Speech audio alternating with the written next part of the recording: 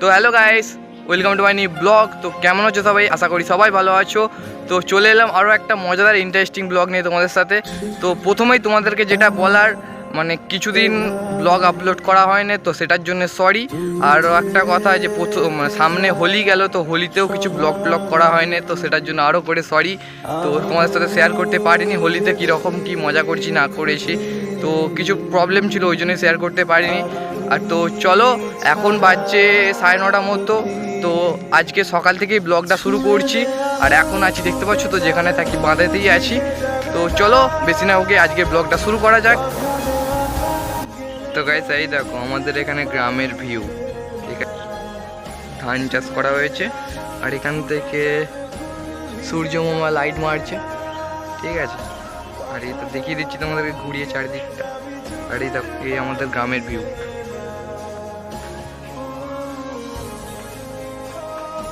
এই যে এখানে সব ঘুঁটে দেওয়া হয়েছে, ঠিক আছে।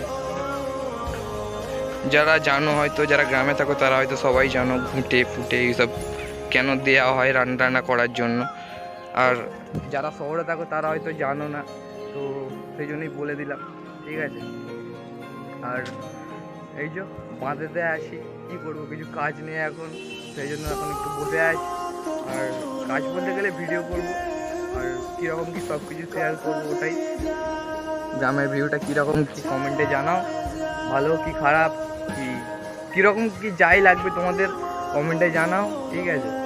তো এটাই শেয়ার করছি তোমাদের সাথে এখন, মানে পুরোটা দেখো, মজা আসবে, ঠিক আছে। তো চলো দেখতে থাকো, মজা আসবে। আর কিছু হোক না হোক, ব্লগে এন্টারটেনমেন্ট হবে কিছুটা হলেও।